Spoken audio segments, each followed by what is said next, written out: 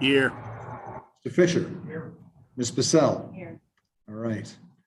Please stand for a moment of silence and a pledge of allegiance.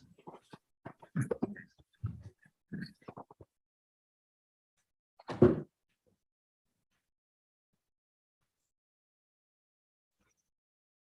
pledge allegiance to the flag Of the United States of America, to the republic for which it stands, one nation, under God, indivisible, liberty and justice for all. Thank you.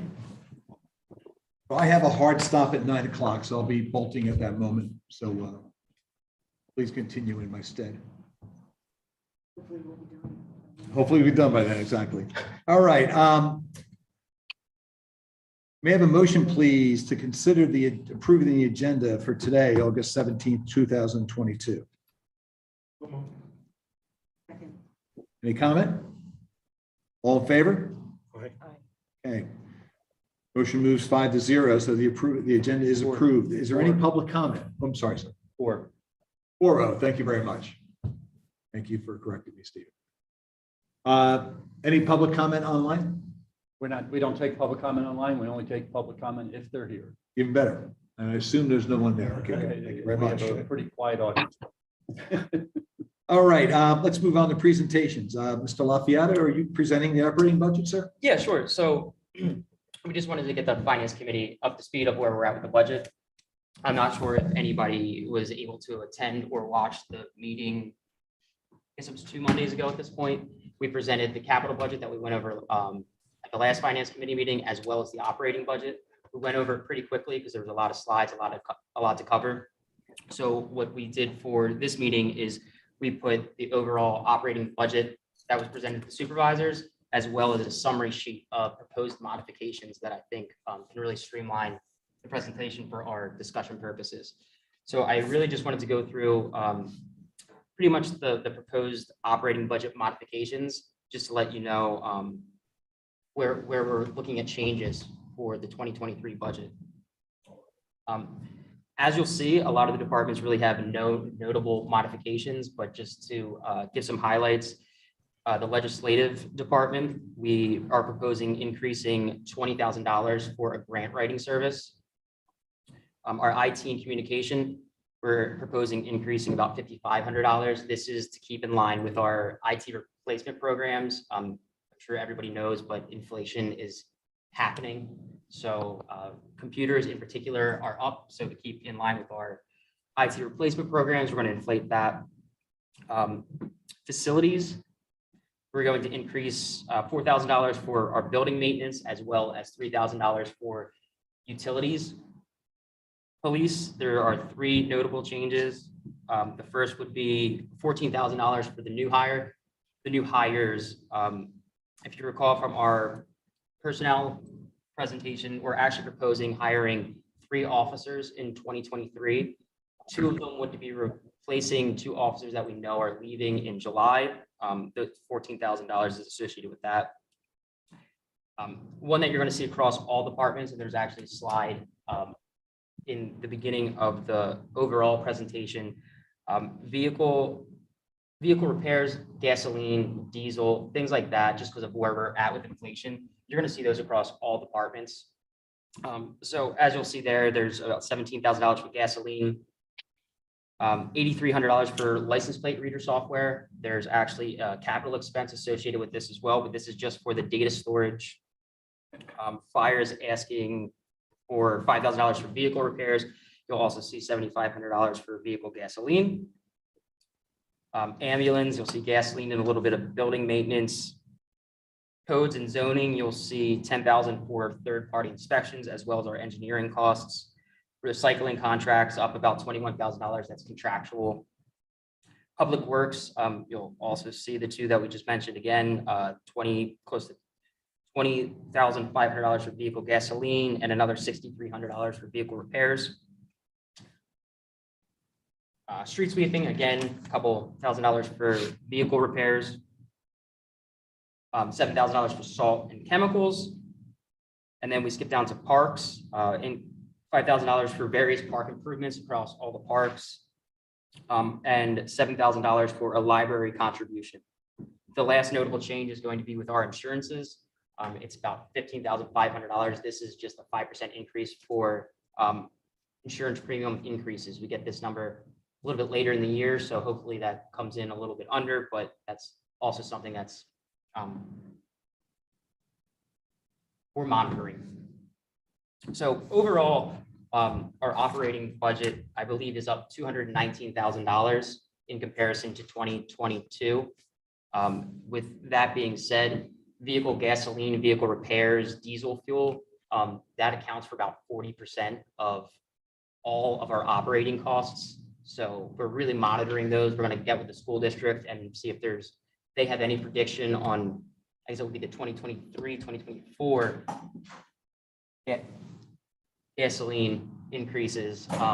So hopefully we have some good news to report back that they're not as high as we thought they were. Rich, I think at the last meeting, when you talked about the new police officers, you talked about, yes. His ears were burning. No, and you talked about trying to bring them on board at the beginning of the year. Is that number in there? That's, so this is the operating cost. So this is the funds Oh, like okay, just- new uniforms and things like that. The actual personnel costs, we did, I think, back in June with you all. And in that's where we shared with you that we thought there would be we wanted to do 2 officers in January. Right. And then we would go through our normal hiring process if you'll recall, back in 2016, we talked about hiring a new officer per shift, which meant there was 4 new officers that had to be hired so that you had 1 person out on the street each shift more. And so, so that would actually be the 3 Right. that we're looking at. And the 2 were for the fact that we had 2 officers retiring in June. This gave us a 6-month period of at least getting them in, getting them through that first part of the training so that they could actually be out on their own when the other 2 officers retire. The question I have is, these are the modifications to the cost increases and expected things that we see. And even though gas prices fluctuate, you just never know what's going to happen there. Have we reduced any costs? So the answer to that is we're keeping the same level of service that we had at this point in time. Off the top of my head, there are no notable decreases. I'm sure within line items there are some decreases here and there, but noteworthy decreases at this point, no. That is something that we're going to go back and look at later on in the budget process when we match up the revenues, really see where we stand. I think one of the challenges is, our belief at this point is that most people in the community do not want services to be decreased. And so taking that as the approach, there's not many places that there's a line item to decrease. We did a lot of cutting several years back to get the budget into what is it, when we really looked at the strategic plan and said, what is it that we're doing? And we said, if it's not in line with the strategic plan, what we're trying to achieve, at that point, we did those cuts. And so now it's kind of what's in the budget is moving towards that goal. And these increases are the things that we think we need to do to continue to move forward. And some of them, as you saw, are just maintaining. When you look at the cost of fuel, you look at the cost of recycling, we're not changing the service. All we're doing is maintaining the service we currently have. I will say, I've asked Rich to really get back with the school district related to the cost of fuel. We put in an increase based on what we saw happen out in the market. Sometimes the increase that the school district gets is a little less. They go out. And so just so everybody understands, we actually piggyback with the school district fuel bidding. And so that's how we get our fuel, both diesel and gasoline. And so when we do that, we actually end up with a better price than what you typically go buy it at the pump, even if you subtracted out the taxes. Because you're doing a forward buy kind of We're thing. doing a forward buy. I would love to get those gas prices. So, but the challenge that we have, is we're not sure when they're going to let the bid out, and will the gas prices have recovered enough that they would drop? Right now, they're about 40% higher than where they were at the time that the last one was left. And so that's what we based it on. And so if we find out that we think that there's a chance that it could be down further, we would allow that, we would push that pressure on that, knowing that we have some reserves if we have to. We just don't want to be in the case where we're trying to always make up from reserves to handle daily operating expenses. I was in Delaware the other day. It's like $3.80 a gallon. Maybe just drive down there every day. Yeah. Would that be an issue? Well, here's the challenge that I would tell you. We're actually paying less than $3.80 a Oh, I know. gallon Yeah, because of your because we're a number. bulk purchasing. And we don't pay we do not pay the gasoline tax as a municipality. There are some savings that we have doing that. You're not but buying retail. We're not buying retail. That's correct. So the only thing I have, and I get what you're saying, that, we're, the folks in the town expect to have a level of service that's not changed. But the challenge I have is, I get it, I understand, but that's $250,000 Yeah. bad guy, right? And I know you're looking at it, and just my recommendation is, I don't know if you guys have an opinion on this, is that we need to look at an offset for that. If it doesn't exist, it doesn't exist. And I know the supervisors will probably say the same thing to you. But, just because costs are high doesn't mean we have to increase costs. Yeah. Right. So that's it. And I also know that you're not sitting there throwing it out there and saying, hey, guys, TS, you got to deal with this. Yeah. But that's just, either you or, Ed, do you have an opinion on that? I would just say that this environment is really challenging and a big amount to try to defray. Mhm. And, I wonder about the possibility of electric cars in the future, if that's something that could be a long-term plan. Yeah. But as far as short-term, I think it's definitely worthwhile to go through and see again what you can cut. But coming up with that significant of a number, I would think you're going to lose services. Yeah, and I'm not saying we're not saying this is it, we're done. We're going to do our homework like we do every year. And what we are working on now is kind of trying to put a priority list together so that the board can examine the priority list and help make some decisions.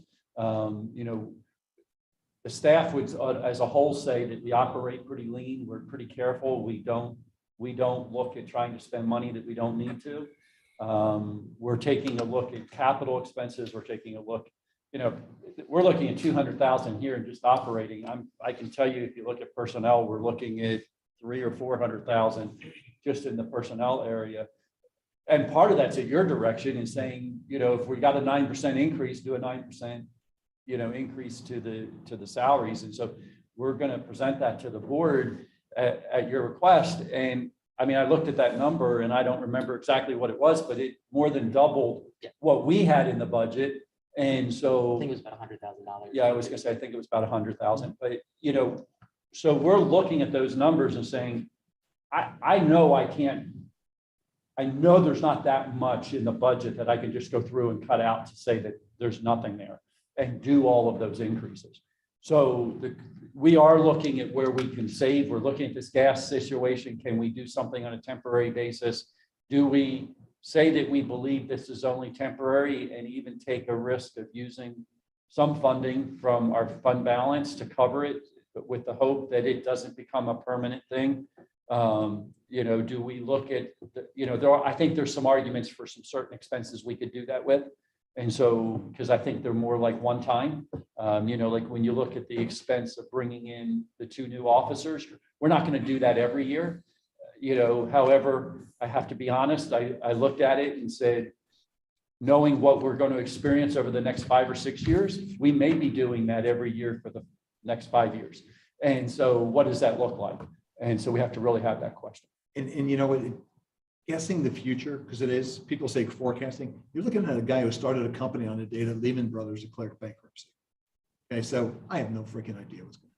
Yeah. So, you try to make the best decisions based on what you know and move forward. So mine is a recommendation. If you guys are turning over all the rocks, you're doing your jobs. I just want to make sure that we as a group, have that in play for you. Yeah, and here's what I'd say, challenge us if there's an area that you think that if you look at our budget, you look at our line items and you say, why are you spending this here? I'm more than happy to have that conversation. I'm more than happy to look at everything. I don't just assume that we've got it all taken care of. There are people out there that have different views and can say, hey, have you thought about this? And maybe something we haven't thought about where we could save some dollars. And so, we are looking at that. We are trying to figure that out.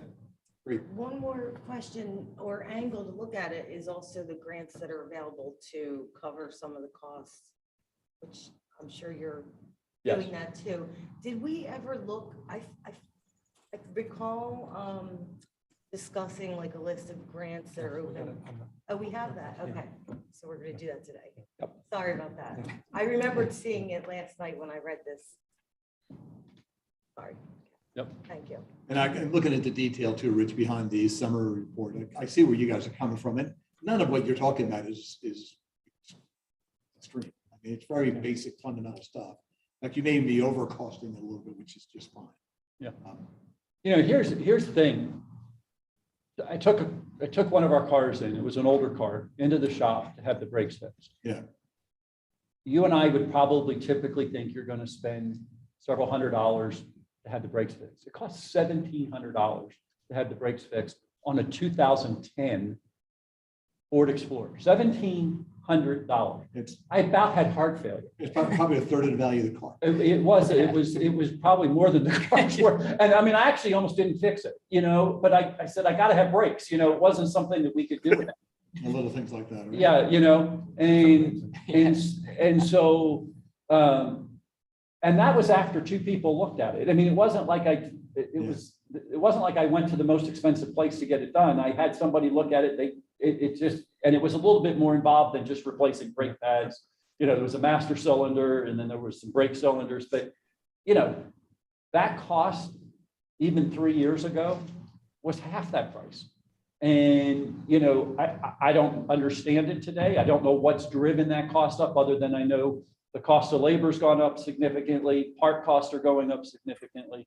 And that's why you see almost in every line item or in every department, we have a cost of vehicle maintenance that's going up, and it's just consistent. And that's even after we've worked really hard to bring in newer vehicles to drop that cost down. Every CFO of every company in the world right now is saying, keep raising your prices until someone says no. Yeah. And until that happens, they're going to continue doing that because frankly, we're in that environment. You don't have to argue about why you need a price increase. It's inflation. There's, oh yeah, I get it. Okay, I'll pay it. And that's what's going on in the economy right now. Yep. And until you're starting to see it in certain sectors, right? For example, you're starting to see the real estate slow down. The builders reported the other day. But until you see that happening consistently, it's going to continue to happen until someone gets in the face with a shovel. Yep. So, but $1,700 for a brake job on a 12-year-old car, drives you crazy. Yeah. I mean, it was a real decision whether to do it or not. No, I get that. And that actually goes to the salary increase thing too. Yeah. Because your employees Are experiencing the same taking thing. their car in to get the brakes fixed. Oh, don't say, I gotta get my car And inspected next week. they're having, oh, this is You just put your feet out the door, Rich. And Vacation. so, Yeah. I mean, it's a cycle that we're in. That's very difficult. my daughter happens to work for the county. They just did an incredible salary adjustment. Like almost, 20% salary adjustment for a whole class of employees. Not the 3% increase. This was a salary adjustment. Yep. So they, have to retain people. Yep. Cheaper to retain them than. Well, and I've shared with you before, we're having a hard time finding folks. I mean, we went out, the chief's still here. I mean, we went out to do hiring for police officers and, it wasn't uncommon to have 60, 80, 100 applications. I think the last time out he had 20, and you narrow that down by the time you do the physical fitness test that we do. And it's a fair physical fitness test. It's one that's graduated based on your age, graduated based on your gender and all of those kind of things. So it's not like it's something that nobody can reach. It's one that's set out as a standard. You narrow it down to about 10 people, and then you start doing the interviews and you knock off another 5, and all of a sudden you're looking at just a very small pool that you're choosing from. And fortunately, because we're not civil service, we get to choose, who we think is the best candidate is versus being civil service. Whoever tests the highest is the one that gets it. But it's with a little bit of exception, but that's it's a challenge, and that's not just here. I talked to And you several. compete with everybody for people. You're competing with everybody. Media was telling me the same thing. I know Markle's had the same issue. It's over and over and over. Rich, did you ever pass a fitness test for your job? Same as the policeman? Just curious. I wouldn't be here if I had to pass their test, so. I was actually thinking in my head, I'm curious what the standards are for somebody my age. Well, it's the pencil and the pen. At the same time. They're All right. also seeing the enrollment in the police academy has taken a substantial drop as well.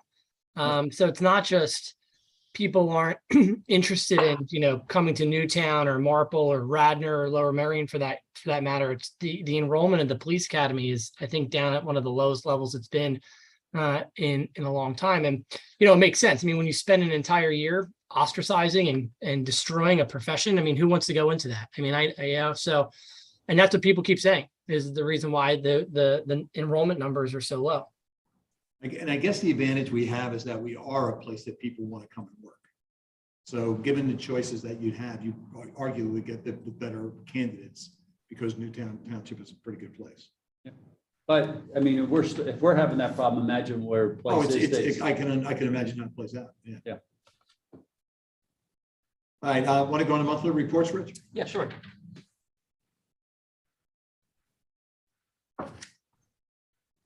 So Can I overall, just say real quick before you get onto the monthly reports, I really appreciate that one-page sheet, Rich.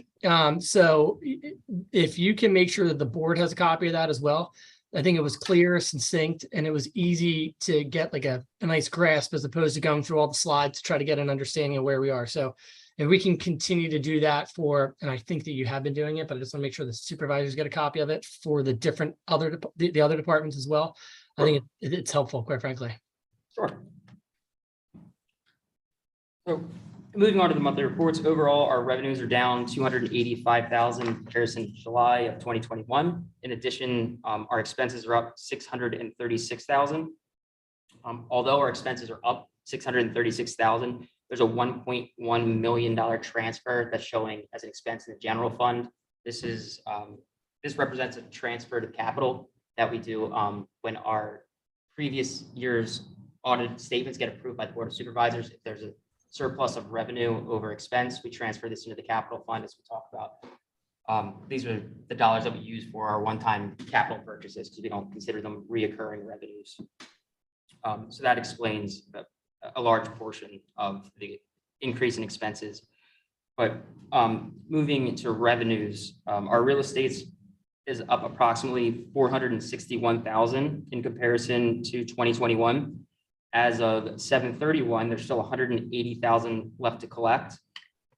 Comparing this to July of 2021, we actually only had 155,000 left to collect. So this is the first month that we're actually seeing that we had more to collect than previous. Although it does show that we're a bit behind on our collections of about $15,000. Looking at what we've collected versus what we have budgeted, there's no indication that we will not meet our budget number for 2021. I'm sorry. Oh, go. Is that any in particular customer or is it many people causing the issue? It looks like in July of 2021, there was a large payment. I didn't have time to go through and see. So a bit of an anomaly number. It looks like somebody might have forgot to pay their bill. And in July of 2021, there's a large uptick. Like I said, it's the first month that we're actually that we've seen that we're behind in our collections compared to 2020, 2021. But keeping in mind, we also sent out more bills, more collectible in 2022 than in 2021. So like I said, there's no indication that we won't hit our budget number. If you add what we usually lean, to what we've collected, it's right on target. Got it. So one of the other large anomalies you'll see is you'll see a large decrease in our other taxes. LST is right on line. We're about $3,700 under where we were in 2021, but the large number is our real estate transfer tax. We had a large transfer of about $317,000 in 2021. That's one-time revenue source that accounts for about 85% of the entire decrease you'll see in that line item. License fines and rents are up $26,000 overall. It's across our contractors, our alarm registrations, our business license, they're all up. Starting in early June, we did a real push to clean up, contact people that were delinquent. And I think that would be the fruits of our labor.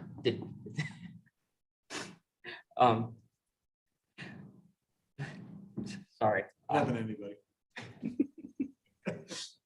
Interest is actually showing a slight uptick, which is promising. It's been down. You compare this to 2019, we're way down, but compared to 2021, we're up about $3,200, which is nice to see. Our state and local government revenues are showing an increase of about $11,000. This was a grant that we received in 2022 that we didn't get in 2021. And the last large anomaly you'll see in revenues is public safety is down $408,000. This is just a lack of a one-time permit revenue that we received in 2021, not in 2022. In 2021, we received a $522,000 permit associated with Ellis that we did not receive this year. So if you very quickly look, we're down $408,000, and you take that one out, that's about $100,000, that difference. So moving on to expenses,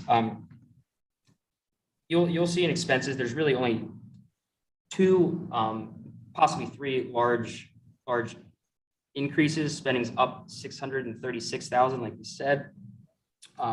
But our public works department is showing an increase of $140,000. Overall, salt, vehicle repairs, things that we just talked about in comparison to 2021, they're a bit higher. In addition, we did a $50,000 increase to our road program, as well as a $25,000 increase for our public works replacement program. Those account for about 50% of the increases in public works.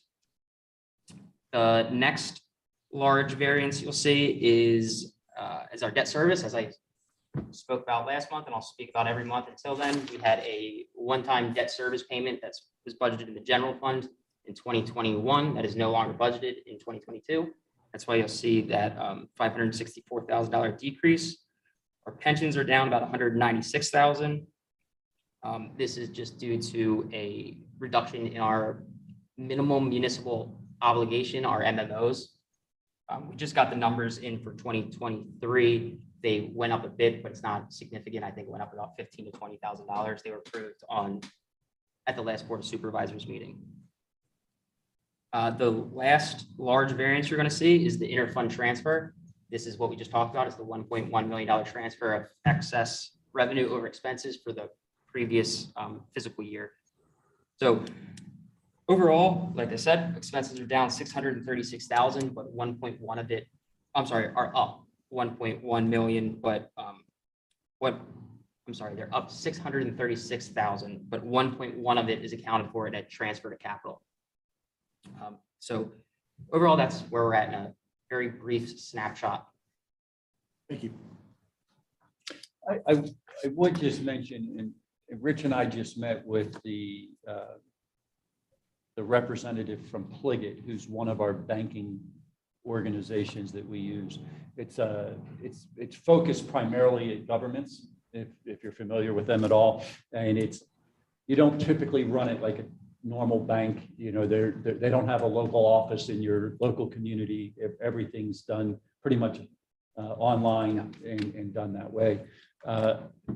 They actually have very attractive interest rates right now.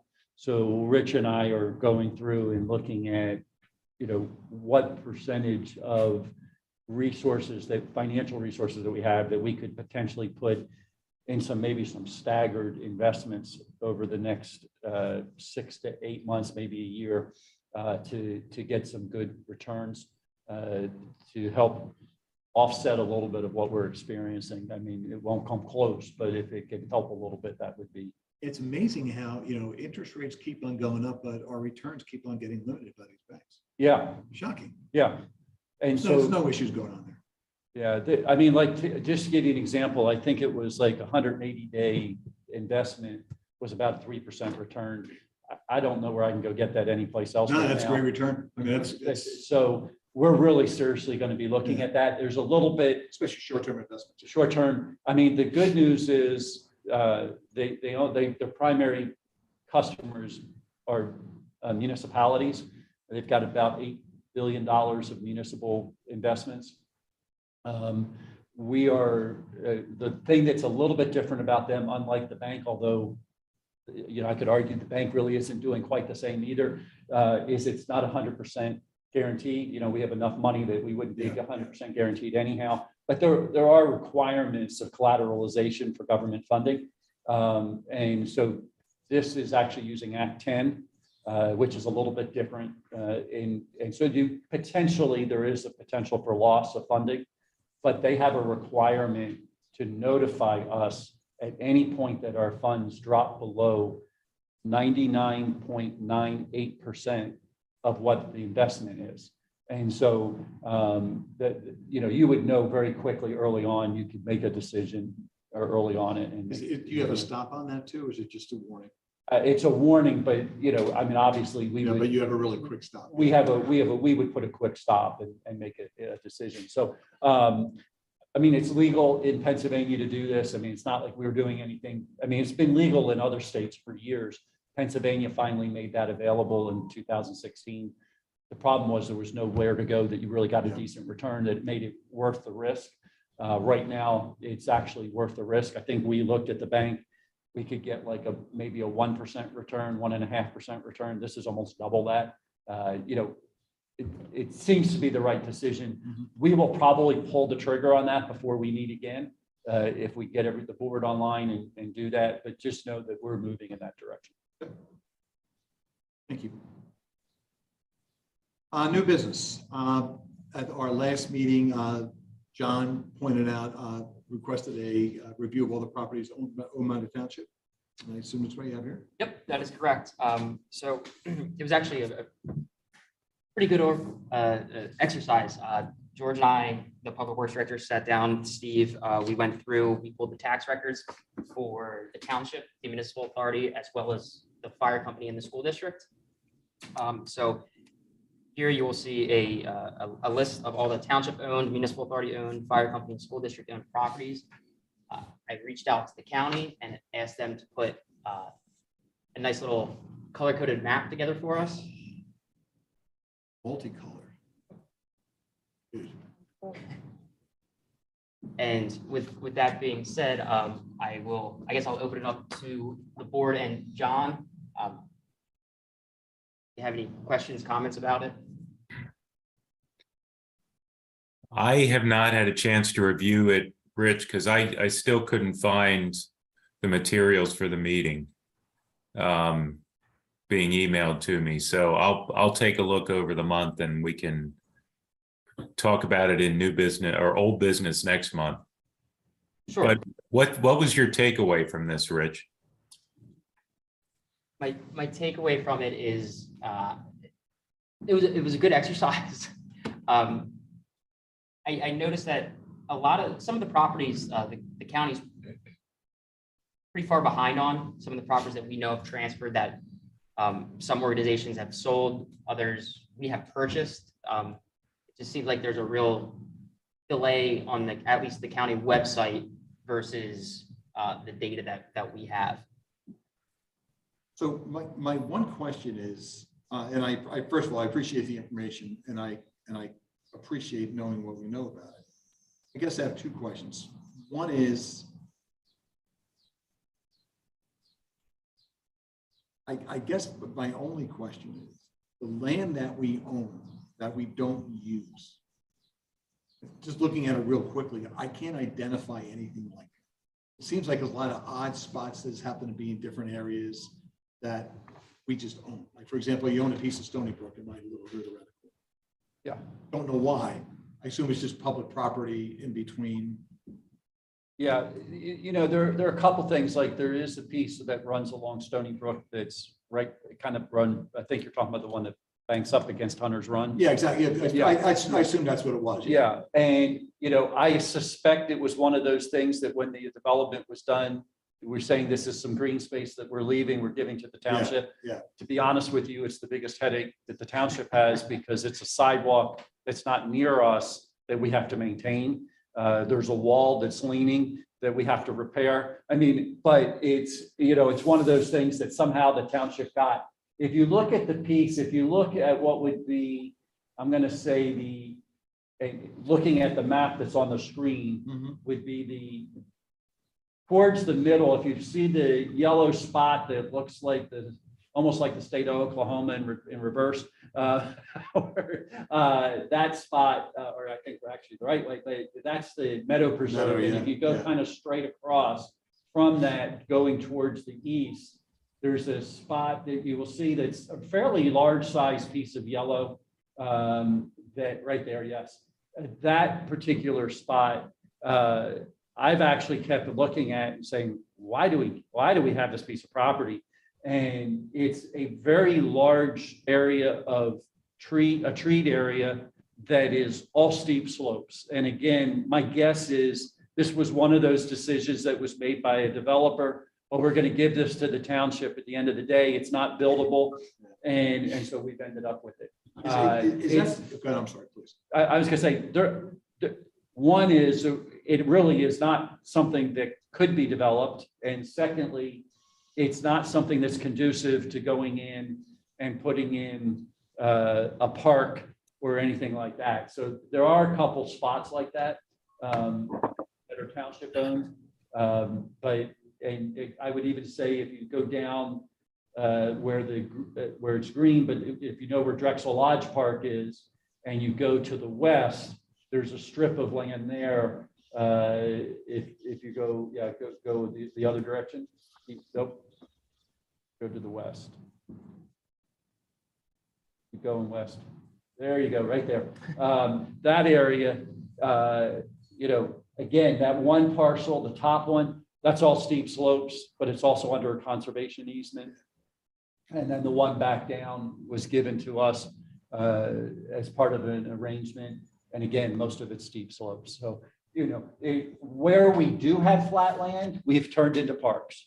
Where we don't, we're right now, we obviously have a responsibility to maintain in case there's a tree that might fall on somebody's property or something, but that's what you're looking at. I assume the land by Sawmill, is that where they were going to put the firehouse at one point? Or is that a The different- land by Sawmill was where they were going to put the firehouse. Yeah. We purchased that from the fire company. Yeah. We own the piece that was south of that was next to Aspen. We are currently in the process of looking at like what we do with that, maybe creating a little bit of active recreation as well as a connection point for trails. Yeah, because I always thought that was a tough spot because it's right on 252. It is right on Traffic area. 252, yeah. But that's really the word developable is not the right word, but usable land for the township to Yeah. do something. Yeah. That was. That one I think will be a park of some sort, Yeah, and we'll also be handling stormwater. We have a real stormwater problem at the mouth of Sawmill. yeah. And so we're going to address that. We're going to use that area to address that. Yeah, this is exactly what I was hoping to see. So thanks, Rich and Steve. It's great every once in a while to just take inventory and make sure everybody's on the same page with something like this. Yep. All right. Can I be the pain about this real quick, though? I don't know if this is being published on the website at all, but for me in particular, the colors for the Newtown Township Municipal Authority and the Newtown Township properties are hard for me to see. So if we're putting this on the map, let's just keep that cognizant approach for people who have difficulty seeing color. If we can put shapes to delineate the different properties, I think it would be helpful. You know, the only other thing I would do based on that as well, on the municipal owned property list, where we have, you know, literally the listing of it. You may want to put in another line that says what it is, Yes. right? You know, township building, police headquarters, firehouse, blah, blah, blah. That way, you know, someone can read this and say, you know, that land on Sawmill, for example. Yep. Right? So that's the only recommendation I'd have, make it a little more usable, because many of us know the township like the back of our hands. Yep. But those of us who don't. That's a good point. Sure. Okay, I have to jump. Thanks, guys. Jerry. Who owns the baseball fields, all of them, Petticoat and? So if you look at it, the area where that, if you know where Bishop Hollow Road is, yep, there you go. This area here is, this is the park across the street on that side across Ellis. Yep. This is the township building and part of the public works area. Part of the public works area goes into here. So the municipal authority owns the piece right next adjacent to the township. Sorry for those of you at home. So the municipal authority owns the piece right next to the township, and then the township owns the far fields. And then this over here is where the Petticoat League is. And so the municipal or the township owns that. And then this spot right here that you see down here is what's known as Crassus Field, which is the soccer field. Yep. And that's owned by the township as well. Does that answer what you were asking? Okay. We have a 35-year lease on this piece of this property that's owned by the municipal authority. This is a 35-year lease. Actually, I just noticed this piece here, this little L, actually is owned by the municipal authority, not the township. Rich, we need to correct that. So this one here, we have a 35-year lease that we have the option of 4 10-year extensions. We just did it. Yeah. We just did it the last supervisors meeting, extended this for 10 more years. This here, we have a 50-year lease on, and I think it comes due in the next, which is Drexel Lodge, which is owned by the municipal authority. I think it comes due in the next 5 or 10 years, and we're working right now to look at a more long-term extension. And then we didn't in turn lease it back to the. We then lease it back to Nell and the, Petticoat League. yeah, and you'll see that, you're going to see both Nell's and the Petticoat League's leases coming up this year. They're due back. Thank you. You know, like, this is not the right forum for this likely, but one thing I've noticed since I live right around the corner from here is the position we're in with traffic for the Petticoat League and cars and where people park and how it's a really dangerous spot. We're working not only with, we're working with PennDOT, the potential of a road crossing. Yeah. A pedestrian mid-block crossing. They're really dangerous. And so we're Especially really, coming up the hill Yeah. from my house towards Yeah. yours. it is. And so, and I live in Hunter's Run, and when you come out, there, a lot of times the cars are parked further down, Yeah, which make it very hard to see Lots. the cars coming over. I mean, there is a no parking by order of the police there, but sometimes people, keep moving where they down. park in the Or, campus too. yeah, so we know that there's somebody in campus who would make an arrangement with the Petticoat League to allow them to park their cars and for people to get I'm across the just worried street. about people crossing the street. Well, we're looking at what it would take to do a mid-block crossing with flashing lights and the whole 9 yards. And when people are in, that it would actually trigger sooner, so people coming up the hill would see it. There's a lot of liability, but we are looking at it. So, again, I don't know what our remit is now, how far it covers it. But man, I'd love to see us using the other fields we have for the Petticoat League, so they don't have to deal with that traffic anymore. When my kids played there 20 years ago, cars were never an issue, but the demand has come up so much. Yeah. But I just love to see us use other facilities for them so they can have offload, because the problem is changeover. You know, when you have the 9 o'clock game coming to the 10 o'clock game, that's really the issue. I don't know where we would do it. See, I have some opinions on that, but I don't know if this is the right place. Maybe we could talk offline. Yeah, we could talk offline and Yeah. we can present. I mean, if you have some ideas. Yeah, I do actually, based on usage and stuff like that. Yeah. We can figure something out. So, Yeah. but we'll talk separately. Yeah. But I get nervous about it because I drive, two things. I drive past it all the time, and I'm getting older. As I get older, I get much more concerned about it. Well, there are some other options too there that I think might work. And so I'm actually looking at some other Yeah, so options. let's talk, Steve. Give me a Yep. call. Yeah. Or send me an email if we're going to time. Yeah, at least I care about people more now. 5 years ago. I hate this part about it. All right. Well, thanks for that. John, I appreciate you bringing that out. New business on the grants list.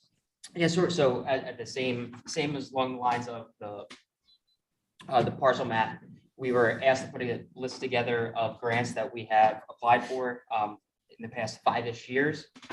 This is a list. I will make note that we, by nature, are much better at tracking the grants that we receive than the grants that we applied for. So this is a comprehensive list that we know of today. We're still going to go back and keep doing our homework, because I know this is something that's important to the township to show that we are applying for the grants. But as you can see, there's some grants that we apply for every year, such as the state historic preservation. Some years we have success with it, some we don't. We can't really figure out a rhyme or reason of why we get it one year and why we don't. It's actually kind of funny because we received a Bartram Bridge restoration grant in the amount of $100,000 for this year. We have applied for it before for a lesser amount and they denied us. So we just rolled a couple more projects up into it and went for the whole kit and caboodle, and they gave it to us this year, which is great because we already we had that money already budgeted. Actually, I do think that one of the reasons is that at that point, we didn't have the historic commission formalized. And now that we have the historic commission formalized, I think that did help us. Yeah. Because we added that to the piece with that. Yeah. As we see, there's a lot of grants associated with the Greer Park revitalization master plan, things along those lines. The 2023 budget does include us going out and looking for some grants. In particular, the one that comes to mind is in the capital budget presentation. We're aware that the Valley Forge Road Bridge needs major restorations and or replacement. It's replacement. Okay. Replacement.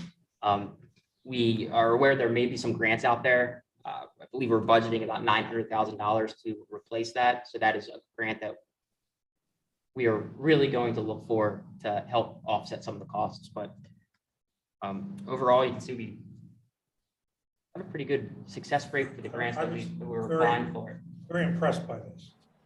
I think it's a great subject for your newsletter on your finance page to tell the residents that,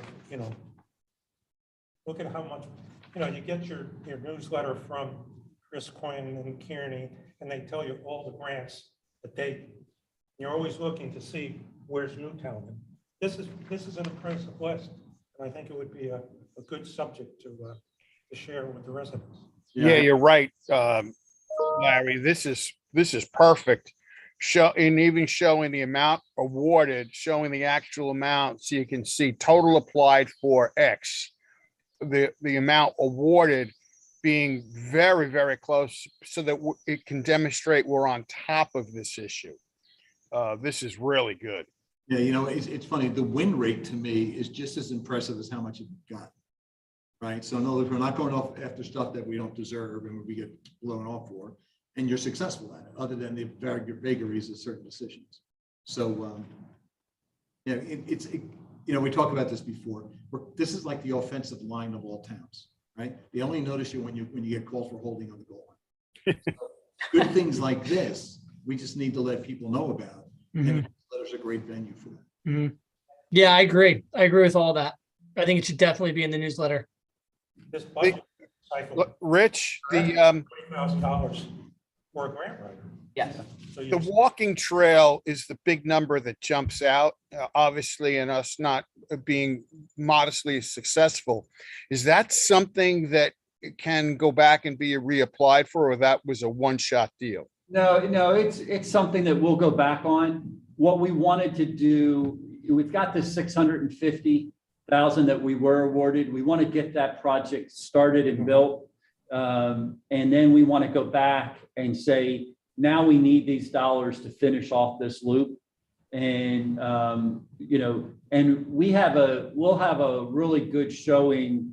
One of our developers in town, and it's the Equus Group, is actually putting in the sidewalk from Uno Pizza, if you know where that stops, up to the Goddard School. Yeah. And they're putting in all of the ADA ramps along the state highway. Breaks, yeah. Isn't that by our favorite developers properties as well? Yeah. Yeah. And so it's really a great, and they're doing it obviously on the opposite side of the road. But it actually will allow us to go back and say, now, if you will give us the grant that we asked for the first time to go and do this section, and we can show that not only did we use the grant that they gave us, we put skin in the game because we're going to redo the sidewalk from in front of the township building up along the Little League. And so we're talking about that and trying to extend that sidewalk. And so if we do that, I think we're showing, we're showing a commitment to this project. It'll be a lot easier for us to go back out and ask for those big dollars. That was a big ask. And we asked it twice, as you can see, and we only got part of it. But hey, we got part of it that we didn't have. And, I've been having conversations with PennDOT about the multimodal grants, and they're looking at funding other projects that we have. So we're still going for it. So I'm not upset that we didn't get that one. I was actually more surprised that we got the 650 than I was that we didn't get the other, only because we had just gotten our plan in place and it wasn't fully approved when we applied.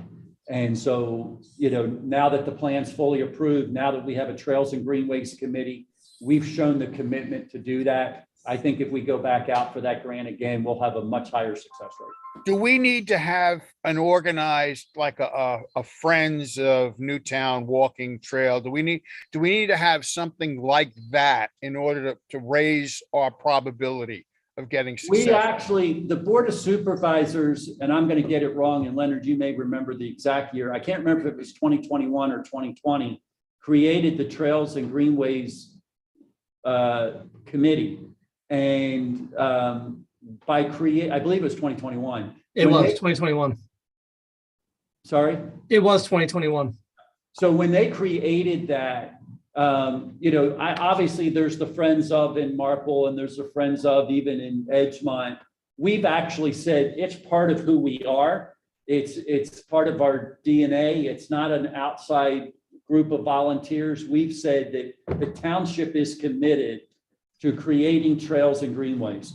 And in doing so, we've brought in a committee, and it's a large committee. It's a committee of 9 that we've put on our books as part of where we are. I think it's actually better than just, always there's a good news of grassroots folks wanting to do something, but this is the township saying we are committed to making sure that we're a walkable community. So I actually think this may even be more powerful than even that. Okay, because I know Friends, obviously, everybody knows what that is. When you get into how we've designated, I just want to make sure we're not hurting ourselves by having it called something different. No, I think we can say that we've got that the Board of Supervisors took action.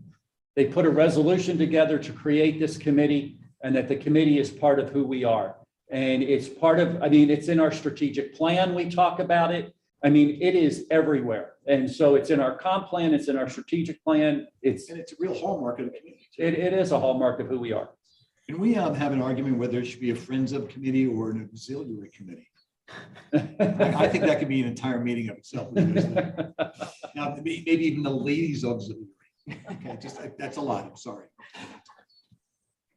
All right, I'm going to go. We're going to jump into stormwater conversation. Yep. All right. Can I give someone the gavel? Well, Ed's your vice chair. Ed, you have the virtual gavel? Attaboy. Looks good. All right, guys. Take care, everybody. All right, thanks. Have a good day. Okay, we're down to old business. Stormwater alternatives, advantages, disadvantages, revised 8/15/2022. I'm presuming there's some type of an attached document that's going to be brought up. He's working on it. He's got it up. Okay, question for the members on the call is, did you receive this document or is this the first time you're seeing it? I saw it online. I did see it. Well, I was part of the subcommittee, so, but I did go back in email and I'm not sure that there was an email for this month. Yeah, I think that we didn't get this back from the solicitor until late, so I think it was late Friday. yeah, so it got put in your packet and it wasn't a separate email Got it. for you to review. All right, so maybe what we'll do is kind of give a framework, because I'm just concerned that this is going to take more analysis time than we can really dedicate to this right now, and then with Jim stepping out. So maybe Lisa, if I can just pass to you, if you want to just do like a 2-minute overview as to what it is everyone's looking at, how did it come about? Sure, yes, thank you. So we've talked about this for the last several months, so we've been working on, meeting with other townships and meeting with the solicitor to figure out what options would be available for charging for a stormwater, either fee or tax, to handle the significant repairs and replacements that have been identified from the engineer. And so we've put together a summary of what we have found. And essentially it comes down to 5 alternatives. Either the township can administer a tax, the township can administer a fee, the stormwater fee, or the municipal authority that's currently in place could administer a fee. We could create a new authority to administer a fee, or we could do some hybrid. And in the chart that follows, we have summarized the key points of each of those 5 options, advantages and disadvantages. So.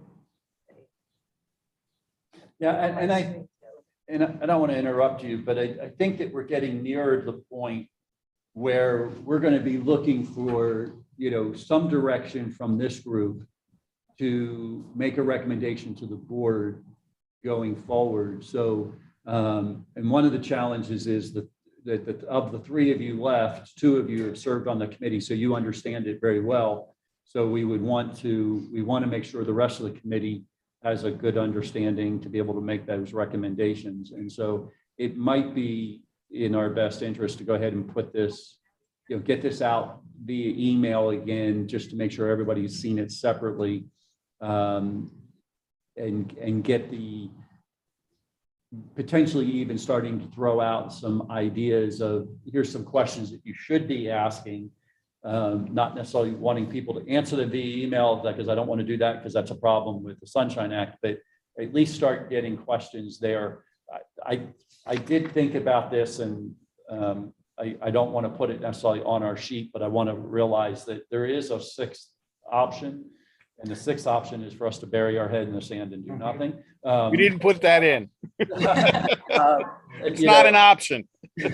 Yeah, and we didn't see it as an option, and so, but I mean, it is, I don't think we can continue to do business as usual and make this work. It's a reminder, just real quick, for those who haven't been having the conversation with us, this is probably every bit as large as what the municipal authority did with the sanitary sewer, in the regards to cost. In fact, it actually may be higher. We're looking at somewhere between $20 and $40 million, and that's some of those numbers are prior to the inflation that we're experiencing now. The municipal authority just went out to bid to do a 350-foot line between two manholes, and the cost per linear foot usually is somewhere about 120. They estimated that based on the increased cost, they thought they could maybe get it in at 140. It came in at 415. So you can see that the cost was about 3.5 times. I mean, it was just ridiculous. And so, or 3 times. So I think, and that's a pipe this size. When we're dealing with stormwater pipe, we're dealing with stormwater pipe this size, right? And so, you know, the cost is much greater because you have to dig deeper in the ground. You have to, you know, there's all kinds of issues. We are actually working on a project that the board actually chose to table right now for us to look for other options. In one of the streets that we want to go, because we're going in after the fact, one of the streets that we wanted to go in and do a stormwater project because we think it needs it, there were 96 utility crossings that we had to do. They were going to have to hand dig to put the stormwater in. And think about how expensive, I mean, if you're thinking about what that would cost, I mean, it's just enormous. And so we've asked to go back and see if there's not another place to put stormwater in that neighborhood. If there's not another way to try to tackle it.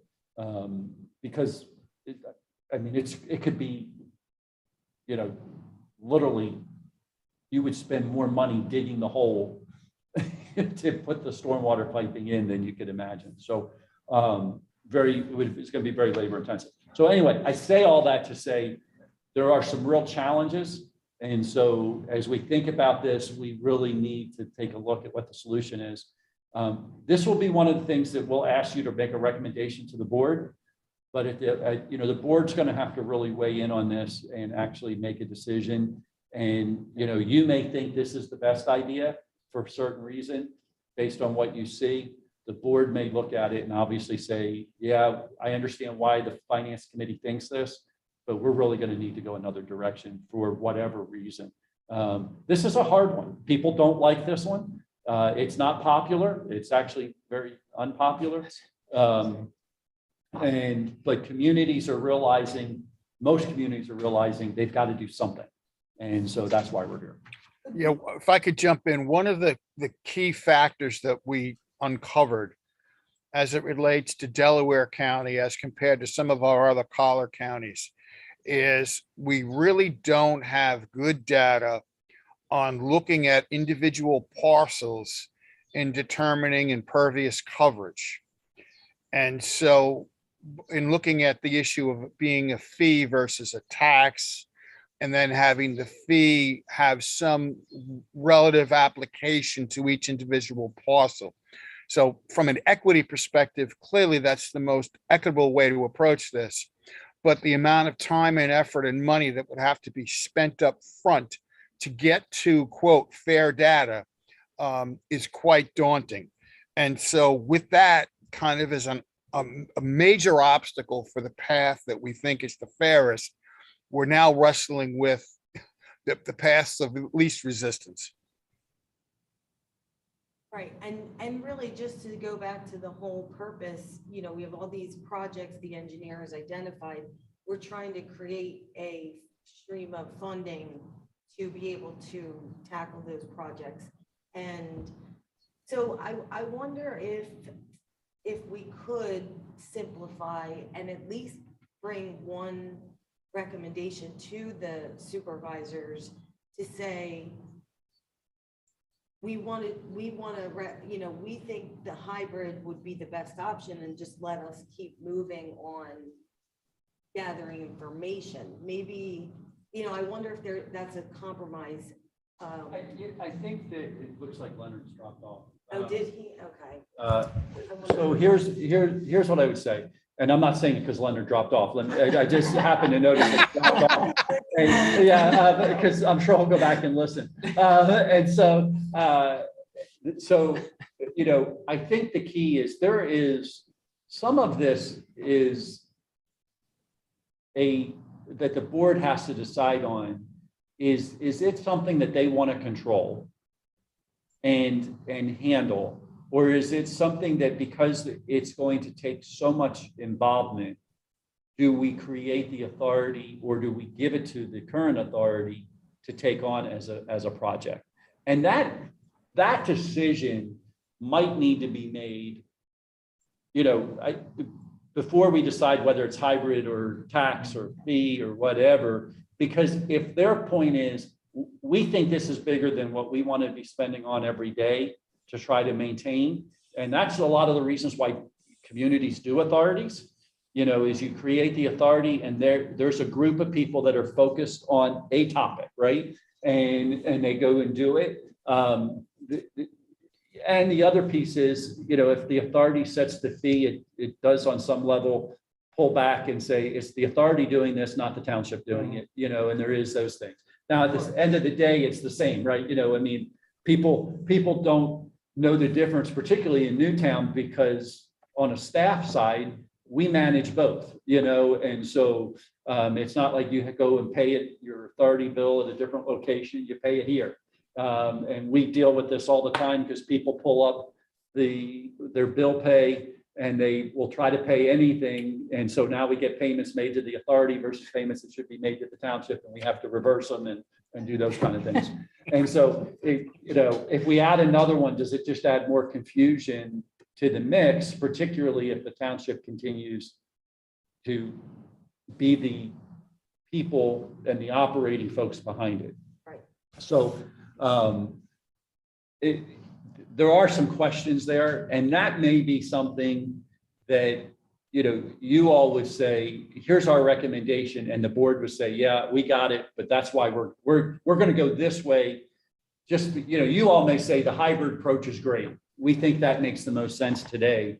But the board may say, yeah, but if I have the municipal authority doing it, we can focus on the other things that we think are the primary things that need to be focused on.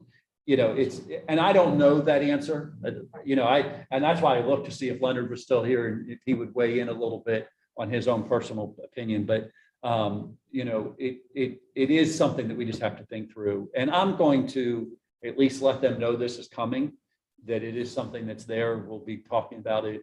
I'll send them out the email the same way we're sending you all out the email. Just saying, here's what's out there, just so they understand what you guys are working on. Right, I jumped right to hybrid because I think it had the most flexibility, Yeah. so if we just got past that hurdle, then we could do. The key with the hybrid, though, is it keeps it in the township. Because you can't do a hybrid method with using the municipal authority. So, because the municipal authority doesn't have the right to tax. They have a right to charge fees. They don't have the right to tax. Right, so it is. I mean, there's a lot underneath of these comments, which you hit on a lot of it, but there's definitely details that I agree need to be further considered. Yep. So as far as timing, we were hoping to present this to the supervisors at the September meeting. So, and I think we still had a little glimmer of hope, I guess, that we might be able even to have this fee or tax in place in 2023. Yeah, I suspect here's where we are with this, just in reality of carrying it out. We could still present to the board in September by doing it the 28th, the meeting on the 28th. There's 2 meetings in September. So we could still get back before them. If you all made a decision at your meeting in September, I think it would be the next week. Yes. That we could do something to the board. And that would be the other reason why I would make sure the board had this ahead of time, so that it wasn't something they got in their packet on Friday and had to try to make a decision on. And they may say, we're not ready to make a decision on, and you all as a group, probably somebody from the finance committee, probably somebody from the subcommittee should come and present what it is that we've done to this point and say, here's where we are, and here's what we've come up with as possible solutions. There there is a,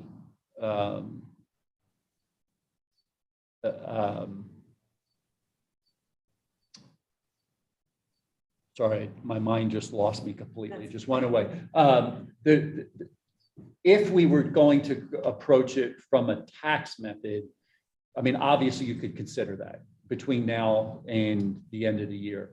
I think if we're going to do it on a fee method, there is really little chance that we would have the time unless we set a flat fee that every property owner paid the same amount. So in other words, if we came in and said, everybody paid $75, and I'm just picking a number. And if everybody paid $75 into this fund, and it didn't matter whether it was, you know, a parcel that was the size of a postage stamp or a parcel that was 250 acres, that you could do between now and the end of the year. That was not an issue. If we're going to do the fee based on impervious coverage, I think that is almost impossible to do in 2023. I'm not sure it's even possible to do by 2024. And so that may be a reason to say the hybrid's a great method. Let's start with this and kind of do like we do with the streetlights. And we say in the streetlight, and you may not even be aware how we do the streetlights, but I think we've talked about it. So streetlights, I know Larry's aware because we've had this conversation on multiple occasions. So streetlights are billed based on your footage, front road footage, and now we've actually changed it and it's based on assessment. But it's based on your assessment if you have a street light within so many feet of your house. And so because you're getting the benefit of that street light. But we also said there are some street lights along Route 3 that everybody in town benefits from because it lights up the Route 3, which is our main thoroughfare. And so everybody does that. And so we have a portion of what we pay into streetlights paid out of the general fund to cover that.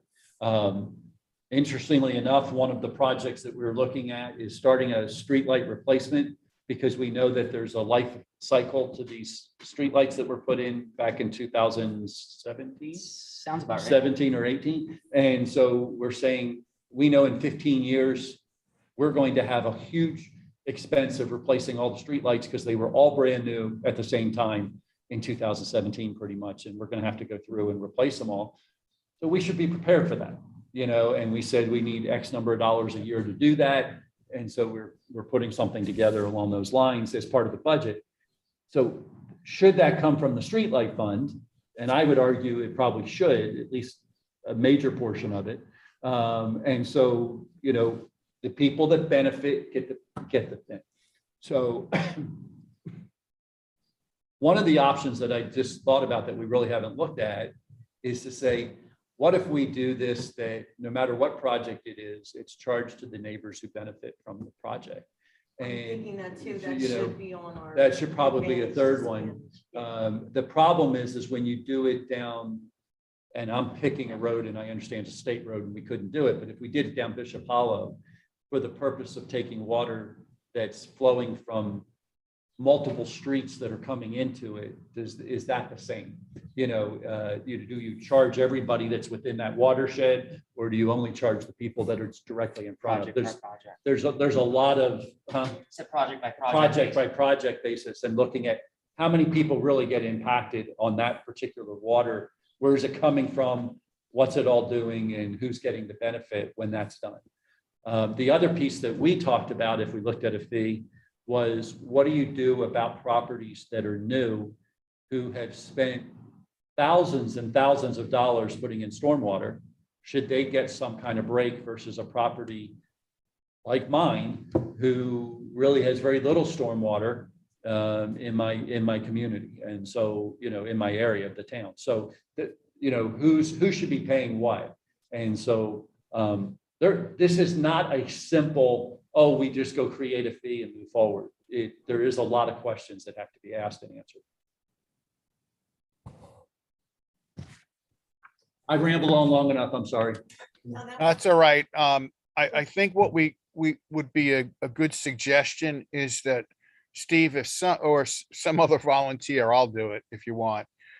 I think before we have our next meeting in September, I would ask that maybe a communication to go out to everybody to really take a hard look at this, take a half an hour and develop a series of questions that you may not understand or the observations so that maybe we can refine this a little bit better and critique it so that there's more analysis into it. So that's what I would ask. Sounds good. Yep. We can circulate an email. Great. Okay. In terms of old business, is there any other old business that needs to be addressed? I hear none. Is there any public comment? Our public left again. Our public left again, checked out.